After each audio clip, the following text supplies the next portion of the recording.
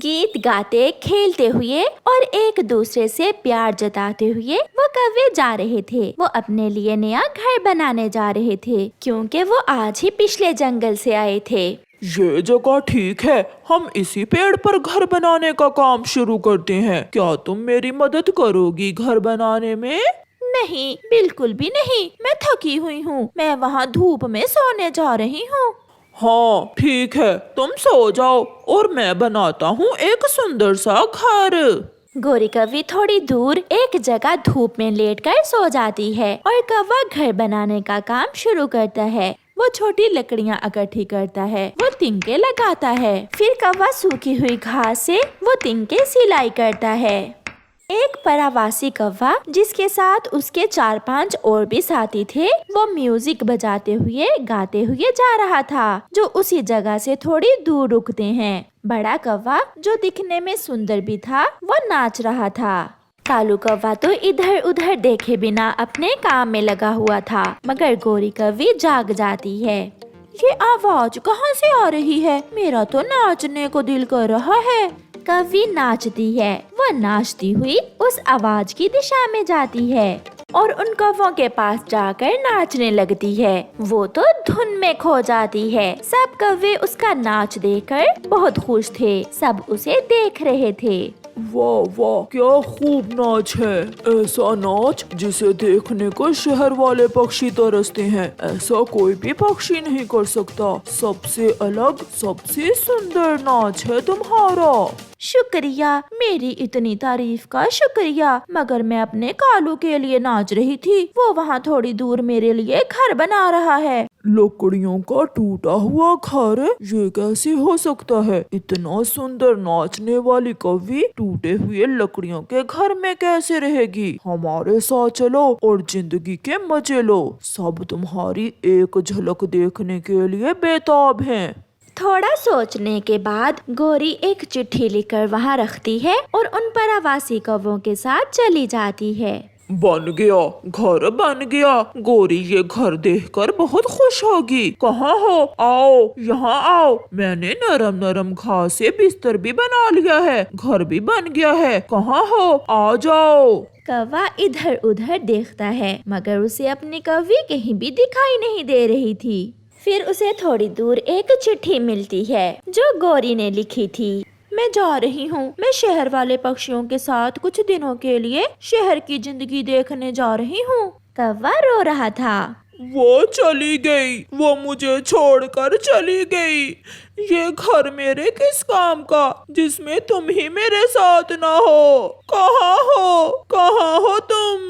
कौवा ऐसे अपनी कौवी को ढूंढता हुआ उड़ता है। वो पहाड़ों में जाता है, वो समंदर के ऊपर से गुजरता है। वो थक जाता है और फिर कौवा वीराने में जाता है और ठंडे जंगल में पहुंच जाता है।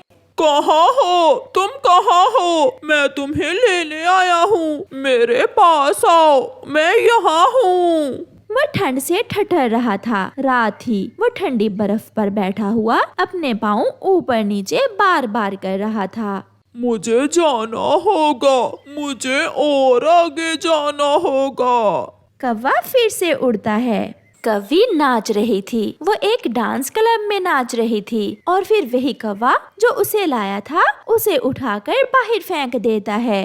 खेल खत्म हुआ, अब तुम जा सकती हो। मगर कहाँ? बाहर बहुत ठंड है। तुम जहाँ से आई हो वहाँ जा सकती हो। दरवाजा बंद हो जाता है। ये मैंने क्या कर दिया? मैंने अपने कालू को छोड़ दिया। शहर के लालच में मैंने अपने कालू का दिल तोड़ दिया। वो रोती हुई जा रही थी और कालू कौवे की तस्वीर बार बार देख रही थी। कुछ सोचकर वो अपने पंख एक रस्सी से बांध लेती है और एक ऊंची बिल्डिंग से छलांग लगाने का सोचती है। वो तैयार थी। वो छलांग लगाने ही वाली थी कि पीछे से कालू कौवा आकर उसे पकड़ लेता है। ऐसे साथ छोड़कर ना जाना, हम साथ जिएंगे, साथ मरेंगे। रोती हुई कौवी कालू के गले लग जाती है और वो वापस उड़ते हैं। वो वापस उसी जगह जाते हैं जहाँ कौवे ने अपनी कौवी के लिए सुंदर और सुरक्षित घर बनाया था। मैं भूल गई थी। मगर मैं नहीं भूला था, इसलिए तो मैंने तुम्हें ढूंढ लिया। फिर वो हमेशा साथ रहने का वादा करते हैं। कुकू बेटा, उन पहाड़ों की दूसरी ओर कभी न जाना, वहाँ एक खूंखार चील रहती है। मम्मा, क्या कोई भी पक्षी उस तरफ नहीं जाता? नहीं बेटा, वहाँ जाने से सब डरते हैं। पहाड़ों के उस पार कोई भी जाने से डरता था। एक दिन कबूतर का बेटा कीकी पतंग उड़ा रहा था। थोड़ी दूर बैठा जग्गू कौवा उसे देख रहा था। ये पतंग तो मेरे पास होनी चाहिए, मैं अभी जाकर कीकी की पतंग छीन लेता हूँ। जग्गू उड़ता है और जाकर कीकी की पतंग की डोर तोड़ देता है। जग्गू, तुम बहुत बुरे हो, तुम बुरे हो, तुमने मेरी पतंग की डोर तोड़ दी। अब तुम्हारी पतंग मैं पकड़ लूंगा। फिर जग्गू पतंग के पीछे पीछे उड़ता है। वो बहुत तेज उड़ता है। गिरती गिरती पतंग पहाड़ों की दूसरी तरफ चली जाती है। जग्गू कौवा भी पीछे पीछे पहाड़ों की दूसरी तरफ चला जाता है। एक जगह जाकर पतंग गिरती है और जग्गू जाकर उठा लेता है। जग्गू ये नहीं जानता था कि पतंग को पकड़ने के चक्कर में वो कितने खतरनाक इलाके में आ गया था। भूखी चील जग्गू कौवे को देख लेती है। आज तो खुद चलकर भोजन मेरे पास आ गया है। आज ये कौवा भून कर खाऊंगी मैं।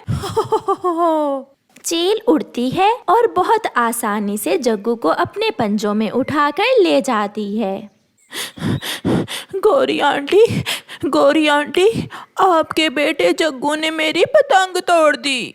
चल भाग यहाँ से, आया बड़ा मेरे जग्गू की शिकायत लगाने वाला। आंटी, जग्गू पतंग के पीछे पीछे पहाड़ों की दूसरी तरफ चला गया है। वहाँ वो जालिम चील रहती है। क्या मेरा जग्गू वो खा जाएगी? हाय मेरे जग्गू। गौरी भागती है। वो कालू कौवे के पास जाती है। कालू, हमारा जग्गू पहाड़ों की दूसरी तरफ चला गया है। वो चील मेरे बेटे को मारकर खा जाएगी, कुछ करो कालू। उसे कई बार समझाया है कि पहाड़ों की दूसरी तरफ नहीं जाना। तुम जल्दी से जाकर चिड़िया को बुला कर लाओ और मैं मिट्ठू और कबूतर को लाता हूँ। चिड़िया बहन, मेरे जग्गू को बचा लें। वो पहाड़ों की दूसरी तरफ चला गया है। वो तो बहुत छोटा है, वो चील तो कभी भी उसे नहीं छोड़ेगी। हमें मिलकर जाना होगा, कोई अकेला उस चील का मुकाबला नहीं कर सकता। गौरी और चिड़िया दोनों उड़ती हैं। कालू कौवा भी मिट्ठू और कबूतर को लेकर आ जाता है। वो सब पहाड़ों की दूसरी तरफ जाते हैं। बचाओ, मम्मा पापा मुझे बचाओ।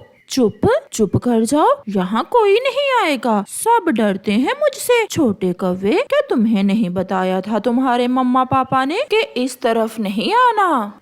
बताया था। मैं पतंग पकड़ते पकड़ते इस दिशा में आ गया। और अब तुम मेरा भोजन बनोगे।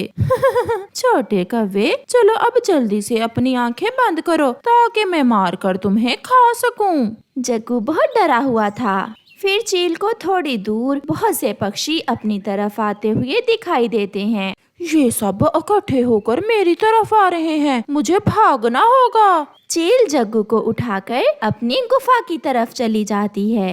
वो गुफा में जाकर छुप कर बैठ जाती है।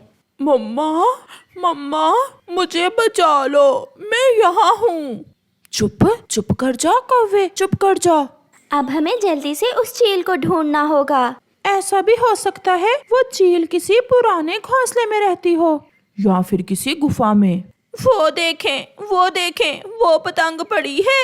इसका मतलब जग्गू और वो चील कहीं पास ही हैं। जग्गू, मेरे जग्गू, तुम कहाँ हो? हमें गुफा में जाकर देखना होगा। वो सब गुफा की तरफ जाते हैं। कोई है, यहाँ कोई है। ये सब इकट्ठे होकर मुझे मार देंगे, मुझे जाकर इनसे बात करना होगी। फिर चील जग्गू को साथ लेकर गुफा से बाहर निकलती है।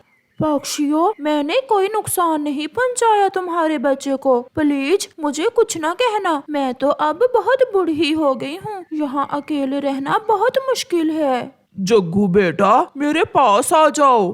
अब हम तुम्हें खत्म करके ही यहाँ से जाएंगे ताकि तुम फिर कभी किसी के बच्चे को ना मार सको।